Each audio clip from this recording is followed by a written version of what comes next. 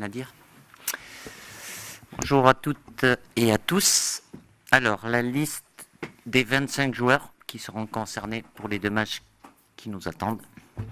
Pour ce Final Four, gardien de but, Lucas Chevalier, Mike Maignan, Brice Samba. Défenseur, Loïc Badet, Lucas Digne, Malo Gusto, Lucas Hernandez, Théo Hernandez, Pierre Kaloulou, Ibrahima Konaté, Clément Langlais et Benjamin Pavard. Milieu de terrain, Matteo Guendouzi, Manu Koné, Adrien Rabiot, Aurélien Tchouamini et Warren Zahir Emery. Attaquant, Bradley Barcola, Ryan Cherki, Ousmane Dembélé, Désiré Doué, Randal Colomwani, Kylian Mbappé, Michael Olise et Marcus Thuram.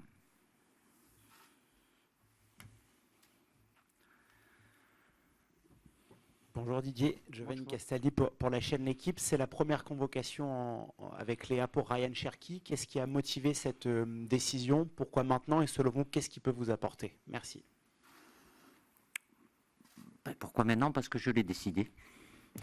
C'est quand même ma responsabilité. Voilà, j'ai eu beaucoup d'échanges avec Gérald Batic, qui est confronté à certaines problématiques lui aussi. Et voilà, Ryan aurait pu être là aussi au mois de mars, de par ce qu'il réalise avec son club, où il a été beaucoup plus décisif, que ce soit à travers ses buts et ses passes. Donc voilà, il sera là aujourd'hui.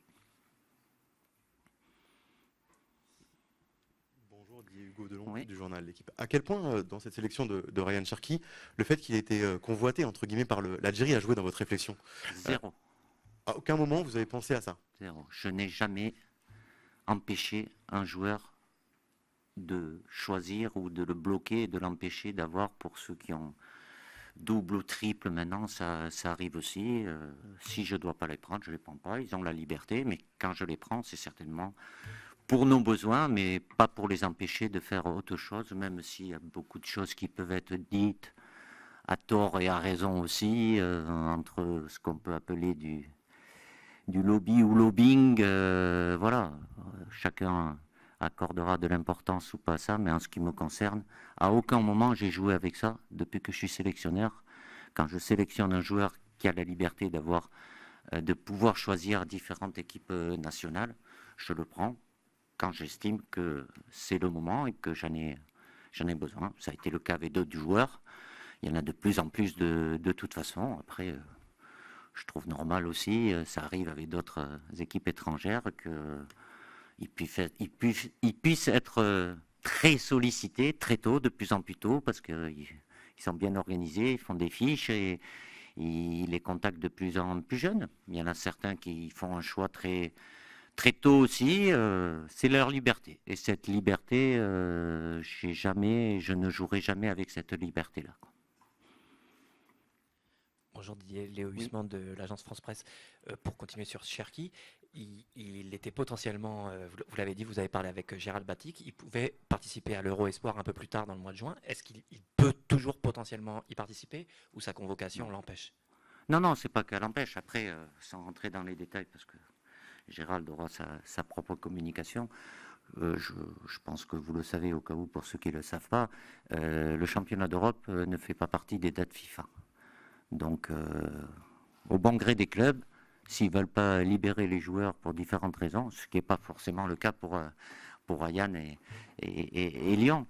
Mais voilà, il est confronté à cette situation-là. Ce qui n'est pas le cas de notre fenêtre à nous internationale, quoi. Du coup, non, je vous dis non, il ne participera pas. s'il est avec moi, c'est pas pour après, même s'il y en a qui seront occupés avec la Coupe du Monde des clubs après, mais bon. Parce qu'apparemment, lui, comme, je ne vais pas dire tous les joueurs, mais il y a beaucoup de joueurs qui sont sur des listes susceptibles de bouger de club et de transfert. Donc, ça amène des complications supplémentaires certainement dans la gestion. Et pour les clubs dans lesquels ils sont aujourd'hui, où là, je peux comprendre la mesure de prudence et ça peut arriver à n'importe quel moment. Rebonjour Didier, il y a pas mal de mouvements en défense. Je suppose qu'il y a une partie sur l'aspect physique. Je pense à Jules Koundé, William Saliba et Dayot Upamecano, si on peut avoir des précisions là-dessus. Et sur Malo, Pierre et Clément, qu'est-ce qui a motivé vos choix? Merci. Oui, on est confronté à voir ce qui concerne Jules ou pas et William qui ont été pendant plusieurs rassemblements, font partie des 3 qui composaient les 4 de la défense. Malheureusement, aujourd'hui, avec leurs blessures, ils ne sont pas aptes à être disponibles dans les temps. Donc ça m'a amené avec d'autres blessés, comme c'est souvent le cas, quand il y a beaucoup de blessés, c'est souvent au même poste, mais il y a beaucoup de blessés aussi sur le plan défensif, avec des joueurs qui jouent peu aussi, donc voilà, de faire en sorte de pallier ces absences, d'où le choix de d'autres joueurs, et en sachant, je vous apprends rien, qu'il y a encore des matchs à jouer qui sont importants, et j'espère que tout se passera bien, qu'il n'y aura pas de casse. Bonjour Didier, Mathéo Rivière Oui. pour Canal+. Une autre interrogation en voyant cette liste autour de l'animation offensive, avec Ousmane Dembélé très en forme au poste de numéro 9. Comment comptez-vous associer Ousmane Dembélé et Kylian Mbappé? On l'a vu, Kylian Mbappé occupait le poste de numéro 9 à l'Euro. Comment est-ce que vous allez gérer ça? Merci. Ah, merci. Ça fait partie de ma réflexion. Ouais. Après, il y a des positions qu'ils ont en club, avec des joueurs qui sont différents que ce qu'on a. On est toujours dans la réflexion par rapport à faire en sorte d'avoir une animation offensive qui soit la plus dangereuse pour nos adversaires. Donc je ne vais pas vous dire aujourd'hui, oui, Ousmane part d'une position très souvent axiale, même si il bouge beaucoup. Donc voilà, après si vous me posez la question par rapport à Kylian, oui, il a une position axiale. C'est clair, même s'il bouge aussi, mais ça fait bien longtemps qu'il ne joue plus dans un rôle plus excentré, que ça soit il y a encore un peu plus longtemps à droite ou à gauche. Bonjour Didier, Isabelle Oui. Rancingoué d'Infosport 75. Vous allez jouer contre l'Espagne de Lamine Yamal. Comment vous allez motiver, entre autres, comment vous allez motiver vos joueurs? Je n'ai pas besoin de les motiver, ils savent très bien ce qu'on aura en face de nous. C'est certainement la meilleure équipe européenne, voire mondiale, avec des joueurs qui sont très performants et beaucoup de joueurs qui ne seront pas concernés puisque le Barça n'est pas en finale de Ligue des Champions, donc ils auront certainement un peu plus de fraîcheur. Mais voilà, cette équipe d'Espagne est une équipe complète. Évidemment, il y a Lamine Yamal qui fait des choses hors du commun, mais il n'y a pas que lui à devoir surveiller. On sait très bien que on a en face de nous, je vous le dis, je vous le répète, l'une des meilleures, si ce n'est la meilleure équipe au niveau international. Rebonjour Didier, de nouveau Hugo de l'équipe. Concernant Warren Zaïre-Emery, en club, il joue moins en termes de temps de jeu, il joue régulièrement au poste de latéral. On sent que sa progression, elle connaît un cycle moins abouti depuis quelques mois. Qu'est-ce qui vous pousse, vous, à continuer à le sélectionner, alors qu'il y a ce poste-là, pour le coup, il y a beaucoup de concurrence? On pense à Bouba Camara, à Aston Villa, on pense notamment à Kefren Turam, qui est titulaire à la Juve. Qu'est-ce qui vous pousse, vous, à continuer à le sélectionner? Merci. Mais il n'est pas dans sa période la plus heureuse, qui est liée aussi au fait qu'il a eu une blessure peut-être au mauvais moment et à une concurrence au PSG où il y a beaucoup de très bons joueurs au milieu de terrain. Qu'il est ponctuellement, qu'il soit utilisé dans une situation de latéral droit qui n'est pas vraiment une position de par le système dans lequel évolue Paris.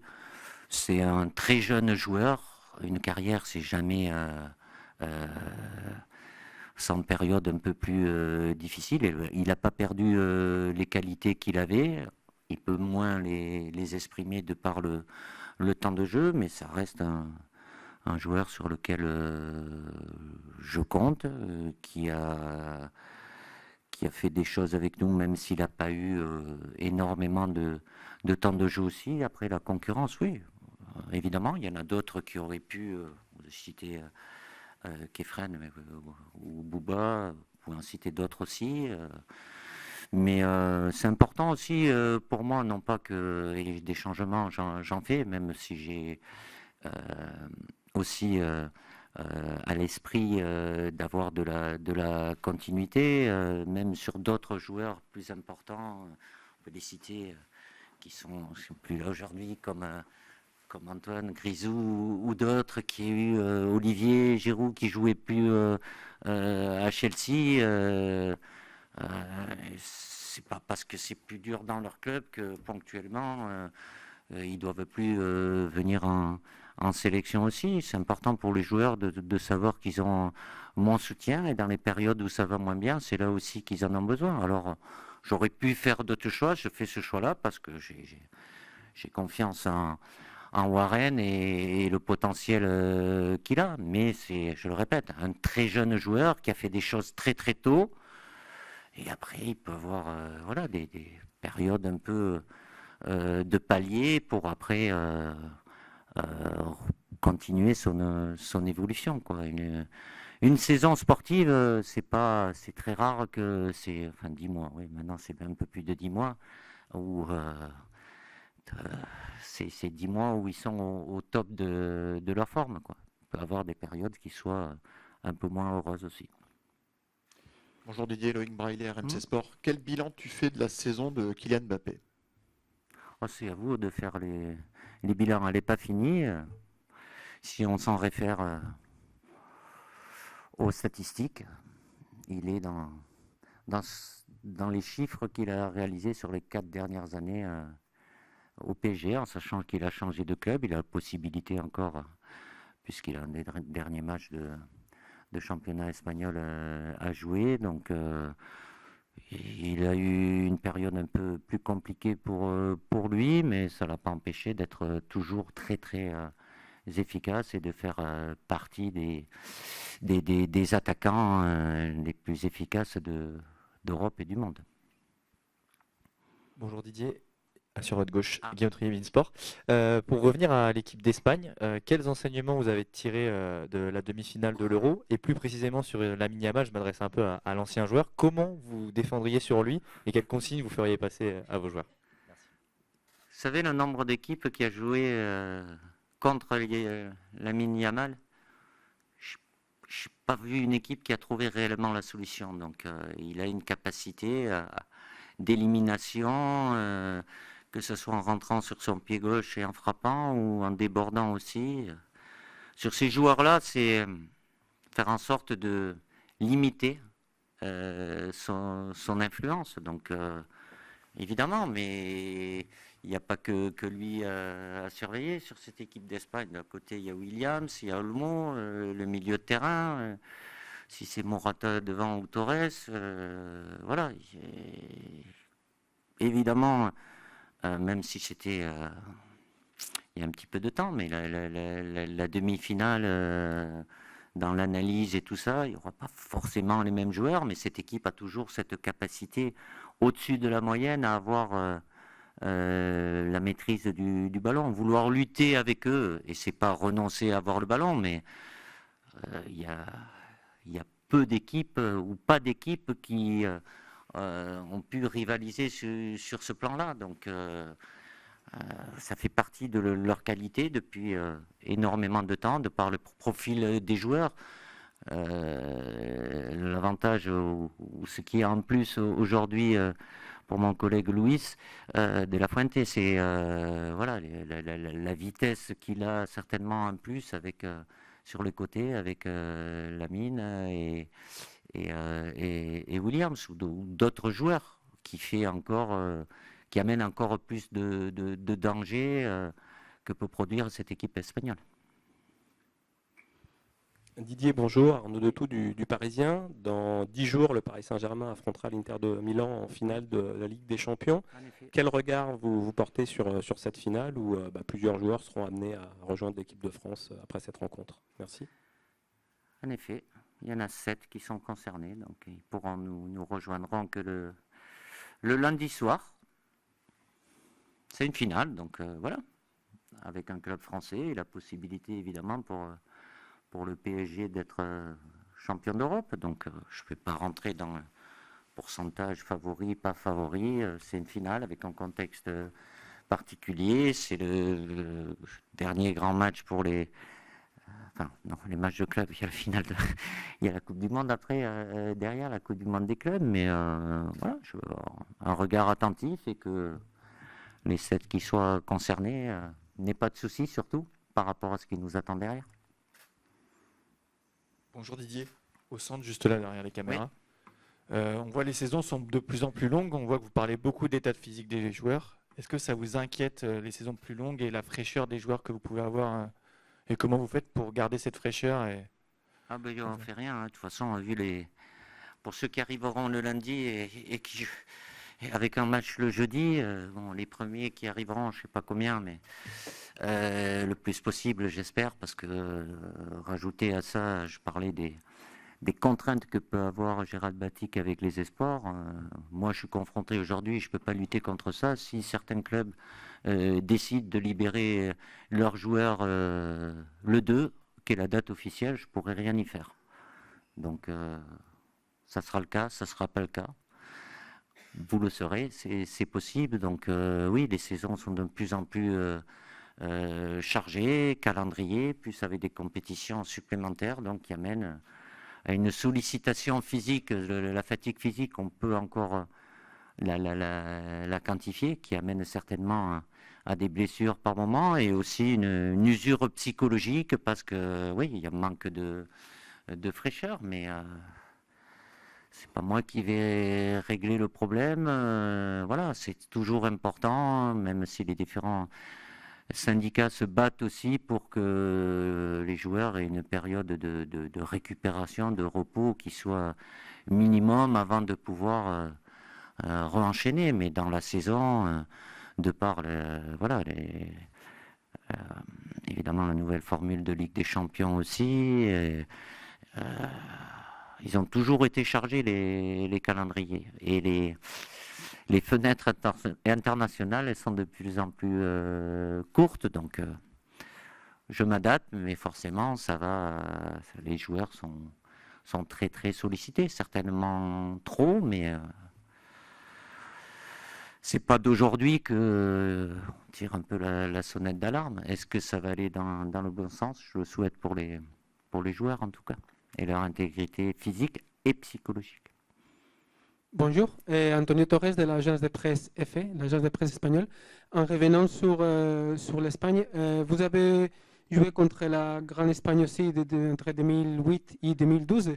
Vous pensez quelle différence vous notez entre cette Espagne Del Bosque, Luis Aragonés et cette Espagne?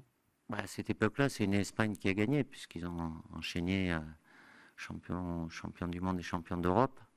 Et ça a très bien fonctionné, même s'ils jouaient, ils ont réussi à gagner avec un avant-centre qui n'était pas vraiment un avant-centre, puisque c'était Cesc Fabregas qui jouait, mais ça les a rendus efficaces. Ils restent toujours dans les mêmes données techniques, parce que c'est le profil notamment des milieux de terrain espagnols, mais aujourd'hui, je le répète, Luis a en plus à sa disposition beaucoup de vitesse et de percussion sur les côtés, non pas qu'ils n'avaient pas avant, mais là, avec des très jeunes joueurs, mais ça amène encore plus de danger à l'adversaire, quoi. Bonjour Hugo de l'équipe. Vous expliquez à l'instant que le 2, si les clubs ne le lâchaient pas, vous ne pourrez rien faire par rapport à la trêve internationale. Ils sont dans leurs droits. Ouais, tout à fait. Est-ce qu'il y a déjà des clubs qui vous ont tenu informé de ça? Est-ce qu'ils vous ont dit on ne lâchera pas nos joueurs avant telle ou telle date? Première question. Telle ou telle date? Non, c'est la seule date. Non, je veux dire, ils peuvent pas. Mais vous savez que nous, on est censé commencer le rassemblement le vendredi midi 30. Donc, si je vous dis ça, oui, je ne vais pas en faire de la publicité, ça pourrait donner des idées. Mais ils sont dans leurs droits. Donc la date officielle et la date FIFA, c'est le 2. Okay. Deuxième question, rien à voir, sur Ousmane Dembélé. La question va se poser forcément par rapport au Ballon d'Or. Est-ce que vous estimez-vous, compte tenu de sa saison, et avant même la Ligue des Champions, la finale Ligue des Champions, qui mérite ce Ballon d'Or? Est-ce que vous voteriez pour lui, quoi? Je vote pas. C'est pas de mon ressort. D'ailleurs, c'est vos collègues qui doivent voter, étrangers aussi. Donc, il fait partie des candidats sérieux. Il y en a d'autres, mais il en fait partie. Je ne sais pas ce qui se passera pour lui. J'espère que tout se passera bien. Déjà, la prochaine finale samedi et la finale de la Ligue des Champions. Donc, si j'ai bien suivi, je ne suis pas tout, mais je pense que c'est clôturé plus tôt, puisque c'est la Coupe du Monde des clubs ne rentre pas en ligne de compte, apparemment. Oui, mais c'est avant que c'est clôturé, je crois, non? Après? Ah, ça rentre dedans? Bon, je n'ai pas tout suivi, les règlements, ils changent chez vous aussi, quoi. Donc, après, il se passera, est-ce que ça aura une influence? Mais de par ce que fait Ousmane, oui, il fait partie d'une shortlist ou d'une liste de joueurs qui, potentiellement, peuvent recevoir cette distinction individuelle. Didier, je reviens sur la finale de la Ligue des Champions. Est-ce qu'en tant que premier capitaine français à avoir soulevé la C1, tu es au soutien quand même du Paris Saint-Germain pour le foot français en général, ou est-ce que l'ancien Marseillais que tu es verrait pas forcément d'un mauvais œil le succès de l'Inter? Vous n'êtes pas sérieux, non? Vous me posez une question comme ça, quoi. Ça, il faut la passer, il faut la poser à quelqu'un au Vieux-Port ou comme ça, vous êtes sûr de la réponse. Moi, je suis sélectionneur et il y a une équipe française, même si j'ai un passé marseillais, mais ça me paraît tellement évident déjà de me poser la question, vous ne devriez même pas me la poser, évidemment, que même si j'ai deux joueurs qui sont concernés, Benjamin et Marcus avec l'Inter, je vais dire non parce que moi, je ne suis pas à ce niveau-là, sincèrement, quoi. Donc, évidemment que ce serait la meilleure des choses pour le football français. Mais bon, toutes les questions sont possibles. Bonjour Didier, plein axe au niveau des caméras. Vous travaillez où? Ah oui, pardon, j'avais oublié. Bonjour Didier, plein axe au niveau des caméras. Tom Ménégier pour Stats Perform. Il y a un absent de taille peut-être au milieu de terrain qui est Corentin Tolisso. Il était déjà absent au mois de mars, il a continué sur sa lignée en termes de performance. Qu'est-ce qui lui manque aujourd'hui pour être dans ce groupe? Potentiellement, il pouvait y être. Après, c'est des choix. On peut parler de d'autres joueurs aussi. Coco a eu un vécu aussi avec nous. Il y a des joueurs qui ont été là à l'automne, qui ont répondu à mes attentes aussi.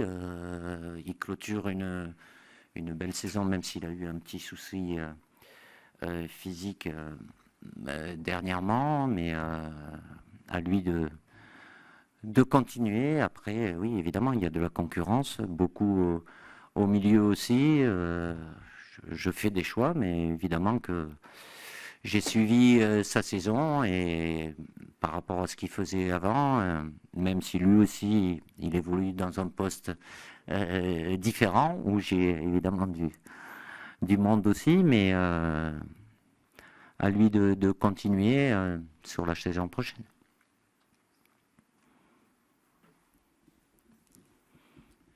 Rebonjour Didier, on voit dans votre liste qu'il y a 5 milieux d'habitude. Oh là. Non, mais d'habitude il y en a 6. Et à quel point est-ce que vous avez fait contre la Croatie en 4-2-3 avec 4 joueurs à vocation? Sincèrement, c'est Guy, il doit me regarder peut-être puisque c'est télévisé, il me dit visuellement, il y en a un qui peut te... c'est toi.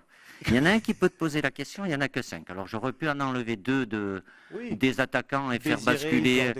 Oui, ou Ryan aussi. Ryan. Oui. Donc, voilà. C'est juste par rapport à ce qui a très bien marché contre la Croatie. Au match retour, oui. Le 4-2-3. Est-ce que je vais faire la même chose? Oui. Je vais vous y répondre aujourd'hui. Mais non, mais à quel point ça vous a plu, à quel point on peut le revoir. Le style de jeu était extrêmement séduisant.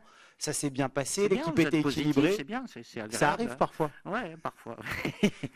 oui, c'est quelque chose qu'on peut répéter. Évidemment, on n'aura pas la même adversité en face de nous, mais ce qu'on a été capable de faire au mois de mars par rapport au match aller où on était passé à côté, surtout la première mi-temps, c'est quelque chose évidemment qui amène à réflexion, à analyse, qui peut être plus ou moins reproduit. Bonjour Didier, Antoine Grenier, RFI. Petite question sur l'autre petit nouveau de la liste, Pierre Kaloulou. Qu'est-ce qui vous a convaincu de le sélectionner? Et est-ce qu'il a le potentiel pour s'installer en équipe de France à vos yeux? S'installer, déjà il y est. C'est la première fois pour lui, comme pour Ryan.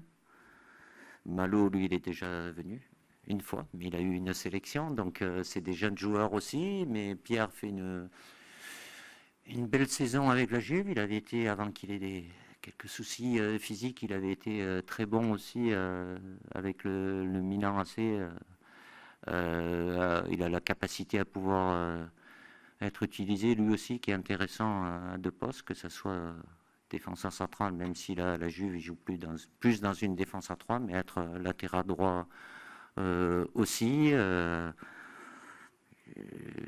Au moment qu'on le suit, après évidemment, ça peut être plus ou moins lié aux absences que nous avons sur le plan défensif, mais ça reste aussi dans mon esprit, même s'il y a l'obligation de résultat et l'attente qui est toujours là, de pouvoir faire bouger les lignes aussi, d'avoir malgré tout, même s'il y a l'obligation de résultat, d'avoir des enseignements pour moi, pour le staff, par rapport aux échéances futures aussi. Après, ça sera à eux de confirmer, même s'il y a toujours beaucoup de concurrence. Mais après, sa blessure qu'il a vraiment gêné, freiné, il a retrouvé un très bon niveau à la Juve, même s'il aurait pu éviter de prendre ce carton rouge. Bonjour Didier. Petite question sur Lucas Hernandez. Est-ce que vous avez discuté avec lui cette saison? Comment il la traverse? Ça n'a pas forcément été la plus simple pour lui. Donc voilà, est-ce qu'il y a des discussions avec lui et qu'est-ce qui fait qu'aujourd'hui vous le rappelez? Je vais rappeler parce que je l'ai décidé. Avec Lucas, oui, j'échange. Il a subi une deuxième grave blessure après la première. Donc évidemment, c'est pas évident, même si je connais très bien son mental. Il a un temps de jeu forcément qui est un peu limité, mais il est toujours à fond. C'est quelqu'un qui a un état d'esprit incroyable et même, je suis convaincu, et ça a été le cas avec nous aussi, parce qu'il n'a pas été toujours titulaire.